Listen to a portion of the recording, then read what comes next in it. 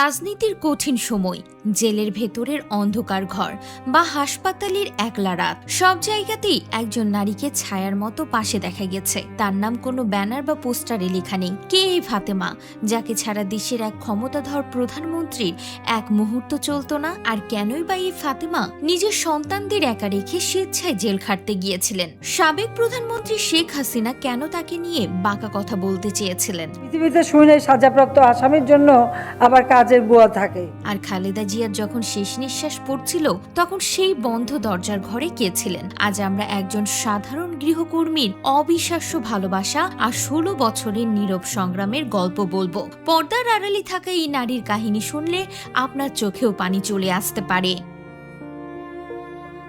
বাংলাদেশের রাজনীতির ইতিহাসে অনেক বড় বড় নেতার নাম লেখা আছে, কিন্তু এর পাশাপাশি একজন সাধারণ নারী 16 বছর ধরে এমন এক দায়িত্ব পালন করছেন যা বর্তমান বিশ্বে খুঁজে পাওয়া কঠিন। তার নাম ফাতেমা বেগম। ভোলার এক সাধারণ পরিবারের মেয়ে হয়ে তিনি কিভাবে খালেদা জিয়ার সবচেয়ে বিশ্বস্ত মানুষ হয়ে উঠলেন, চলুন তার জীবনের সেই গল্পটা জানি। ফাতেমার জন্ম ভোলায় কাচিয়া ইউনিয়নে। 5 ভাই বোনের মধ্যে তিনি ছিলেন সবার বড়, আর তার জীবনটা ছিল অনেক কষ্টের। 2008 সালে স্বামী মারা যাওয়ার পর তিনি 2 সন্তানকে নিয়ে অথৈ সাগরে পড়েন। তার বাবা ছিলেন একজন সাধারণ মুদি দোকানদার, যার সামান্য আয়ে সংসার চালানো খুব কঠিন ছিল। সন্তানদের মুখে দুবেলা খাবার তুলে দেওয়ার জন্য 2009 সালে ফাতেমা ঢাকায় আসেন এবং ভাগ্যক্রমে গুলশানের ফিরোজা ভবনে কাজ পেয়ে যান। ফাতেমাকে মানুষ প্রথম খেয়াল করে 2014 সালে, যখন মার্চ ফর ডেমোক্রেসি কর্মসূচির সময় বালুর ট্রাক দিয়ে খালেদা জিয়ার বাড়ি ঘিরে ফেলা হয়েছিল। পুলিশের চাপে খালেদা জিয়া যখন ঠিকমতো দাঁড়াতে পারছিলেন না, তখন একটি হাত তাকে শক্ত করে ধরে রেখেছিল। ক্যামেরায় ধরা পড়া সেই হাতটি ছিল ফাতেমার। সেদিন থেকে খালেদা জিয়ার প্রতিটি পদক্ষেপে ফাতেমা তার সঙ্গে ছিলেন। 2018 সালের 8 ফেব্রুয়ারি যখন খালেদা জিয়াকে জেলে পাঠানো হয়, তখন ফাতেমার জেলে যাওয়ার কোনো কারণ ছিল না, কিন্তু খালেদা জিয়ার অসুস্থতার কথা ভেবে তিনি নিজেই তার সঙ্গে জেলে যাওয়ার সিদ্ধান্ত নেন।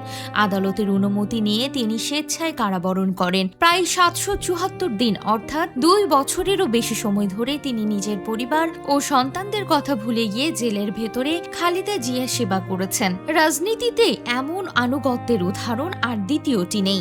এই ফাতেমাকে নিয়েই তৎকালীন প্রধানমন্ত্রী শেখ হাসিনা একবার সংসদে বক্তব্য করেছিলেন, জেলেও ওনার ফাতেমাকে লাগবে। এই কথাটা নিয়ে তখন অনেক আলোচনা হয়েছিল, কিন্তু ফাতেমা এর কোনো জবাব দেননি। তিনি নীরবে নিজের কাজ করে গেছেন। এমনকি করোনার সে ভয়ঙ্কর সময়ে যখন মানুষ তার প্রিয়জনদের ফেলে পালিয়ে যাচ্ছিল, তখনও ফাতেমা হাসপাতালে খালেদা জিয়ার পাশ ছাড়েননি।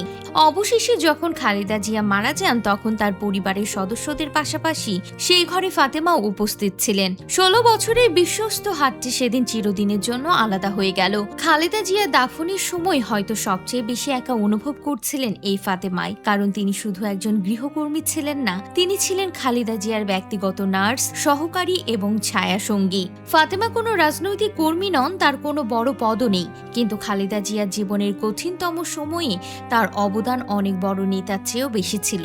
তাদের এই সম্পর্ক আমাদের শিখিয়ে দেয় যে আনুগত্য শুধু টাকার বিনিময়ে হয় না, এটা আসে মনের গভীর ভালোবাসা আর টান থেকে। ফাতেমার এই গল্প আমাদের রাজনীতির ইতিহাসে একটি মানবিক দলিল হয়ে থাকবে।